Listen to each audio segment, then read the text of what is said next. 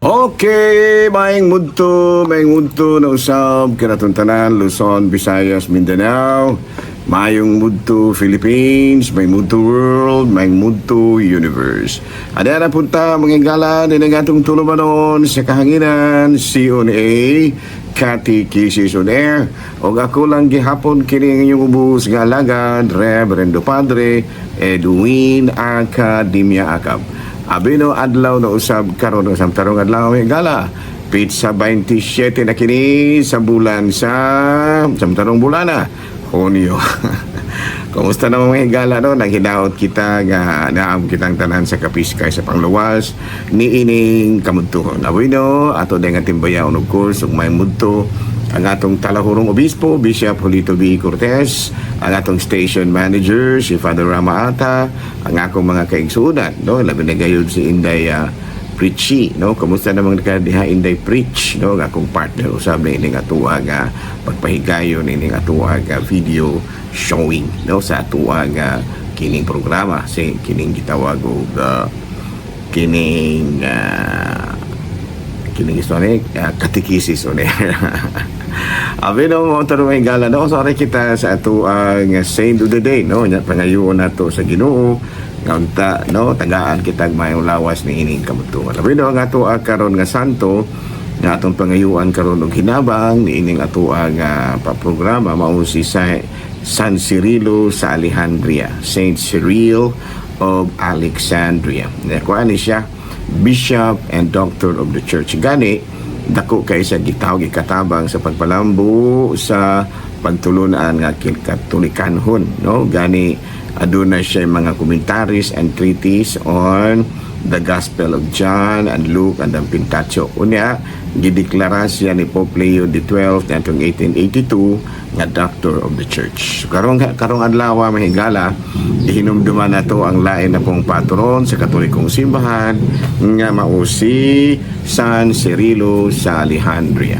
Bueno, arita manghigala sa ato nga kining CBCP News. So, CBCP backs White Ribbon March versus Corruption and Political Dynasties. No, ipahigayon kini karong Domingo, no? Karong Domingo ugma na ni mahigala no dito sa EDSA People Power Monument. No, so yan po nato no nga magmalampuson ang maong kalihukan ug mga adlaw Domingo, June 28.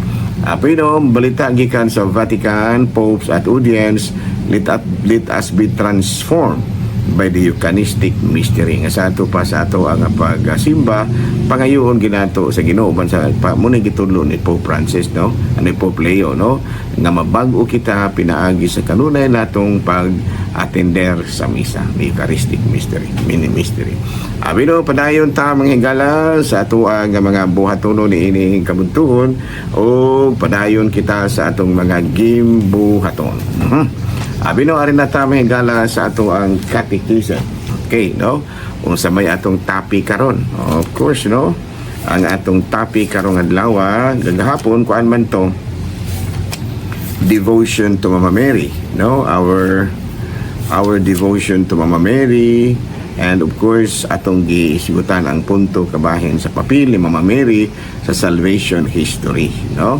Kung atong balikon, Mama Mary is recognized in salvation history as the Mother of God, no? Dili nato na dunay mga uban nga dili yun makadawat kang Mama Mary nga ilahang inahan o kay tao ra lagi god mo na nga ba kayon kita usab tao nga tao tinatao man jud tinuod atong mga birhen, no? Pero inahan siya sa Diyos tungod kay si Kristo Diyos man ug busa ang iyang inahan Diyos sa busa ang inahan sa Diyos, no? Klaro ba si Kristo tao man gyud tinuod pero ang iyang tungod kay siya man ang inahan ni Kristo si Mama Mary usab tungod kay si Kristo tao ug Diyos man nga matuod sa Mama Mary at tungod isip inahan ni Kristo mahimo usab nga inahan sa Dios. Okay? Bino matiglalis man siya no banana. Dili lang nato dalaliso no dili gyud mo manuo di kamura ko sama nato na dili nato na siya malalis. Okay? Bino ari na punta sa lain nga debosyon ang atong debosyon sa mga santos, no? devotion sa mga santos, our devotion to saints. O nya unsa man ang sa unsang pamaagi man nga ato siyang gidebosyonan. Of course, atong gidebosyonan, atong gipahinungdan ang ato ang mga santo tungod lagi sa kinabuhi nga ilahang gipuy-an samtang buhi pa sila, no? How the way they live exemplary lives. No muna nga ang ilahang kinabuhi na nahimo nga inspirasyon kanato sama pananglit sa among patron diri sa Manhuyod, si San Francisco nga nagpuyo siya nga simple apan puno sa mga gitawag nato og mga mayong pagtulunan sa pagkamatinabangon, sa pagkamapaubsanon, sa makinasingkasing nga pagampo nga sa ato pa pinaagi sa mga sa kinabuhi nga gipuy-an ang atong mga santos nahimo sila nga ato ang mga inspirasyon sa atong pagsunod kay Kristo, no? Kay dili man ta makaingon nga ay lisod kay nang buhaton sa mapananglit ni San Francisco, ha, gibaligya ang tanang kabtangan sa iyang mapanunod unta gikan sa iyang ginikanan o gihatag sa mga kabus, no? Dili na siya ingon nga sayon, no? Pero nahimo gyud na sa usa ka tawo muna nga na-inspired daghan pud kayo mga tao nga na-inspired sa kinabuhi nga gipuy-an ni San Francisco. Yung inana man na ma-inspired ta ba? Secondly, intercession, ang mga prayers, no? Kaya nasayon man lagi kita nga aduna gipunto sa ato ang pagkakristohanon nga mag-inampuay kita sa usag-usa. Nga sa ato pa ang atong pag-inampuay sa ato sa usag-usa dili lamang samtang buhi pa kita, kung dili hangtod na kini sa atong kamatayon.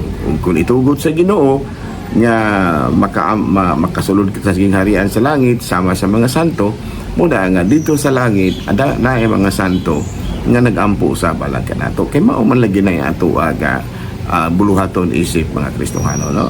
Dili man ta makaingon nga sa Katoliko ra na kay daghan biya po kana bayang mga laing relihiyon kusog baya po na moampo, no? Kusog baya po na moampo alang sa usag-usa. So unknowingly wala sila kabalo nga ang ilahang mga pag-ampo, no, nahisama sa mga pag-ampo sa Katoliko dili lang kay buhi lang kung dili sa kapitay samtang sa diha nga namatay na kita. Kaya ang mga laing relihiyon manggod ang ilang mga pag-ampo alang nila panahon ra gyud sa buhi pa sila. Pero kung patay na sila di na sila mag-ampo. Lahit ng Katoliko, no? Kaya ang ato kita ang atong mga pag-ampo dili lang sa buhi pa ta, kung dili hangtod sa patay na sa hangtod na sa kalag na ta. So kung pananglitan ug tuan na ta sa langit sama pananglit sa mga santo nga gituuhan gyud nato nga nalangit, so na nga mag-ampo ay gihapon ta, dili man na pwede nga sa buhi ra ta mag-inampuay o nya kung patay na ta di na ta mag-inampuay. Dili sa Katolikong pagtuo ang atong pag-inampuay sa usag-usa whether dead or alive. Kita mga Katoliko mag-inampuay ra kita whether dead or alive. Kung buhi pa ta mag-inampuay ta, kung patay na po ta ampo gihapon ta. Mo na gitawag nato og intercession of saints. Now, number 3, imitations, no? Atong sundon ang ilahang mga good examples, no? Kay usama na sa makapakita kita sa atong pagdebosyon sa mga santos kung atong paningkamutan nga masunod ang ilang mga mayong pagpunuhan. Kama pananglit ka San Isidro, usa ka busy kayo nga magbabaol, pero mugahin jud og panahon sa pagampo.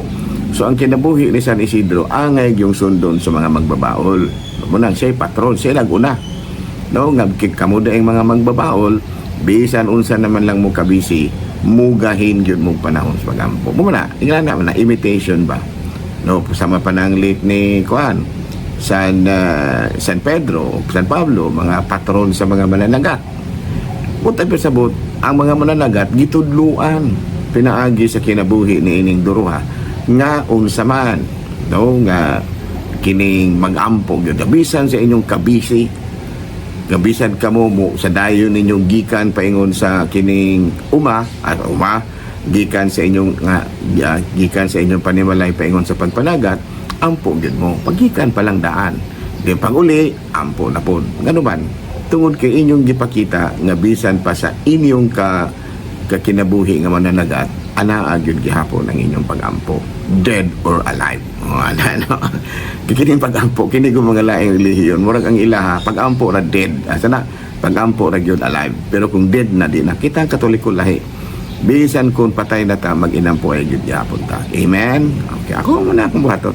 Unya, visits to shrine. No? Kinang shrine ako kay po na siya, no? Sa atong pagdebosyon, mabisita tas mga shrine kay gano ba? Kung makabisita ganita og shrine sa mga santo, kanang gideklara gyud nga mga shrine ha. Kung makabisita ganita og shrine sa mga santo, makadawat kita og mga plenary indulgence. Oh, muna no. So muna nga kung doon na kay mga gitawag nato og kulo kwarta-kwarta gamay bisita dito sa kuano. Dito sa Vatican kina dito ang mga lubong nila ni San Pedro tuwa dito, mga Santo Papa tuwa dito. Noon nga sacramentals, no? Kini mga sacramentals apil na niya na nga to ang pagsaulog sa fiesta, pagsaulog sa kitawag na to og kining mga debosyon nato. Oh, okay? So so daghang kayong salamat ha sa inyong pagpaminaw nato og ako ra gihapon kini inyong ubos nga alagad Reverend Padre Edwin Academia Akab.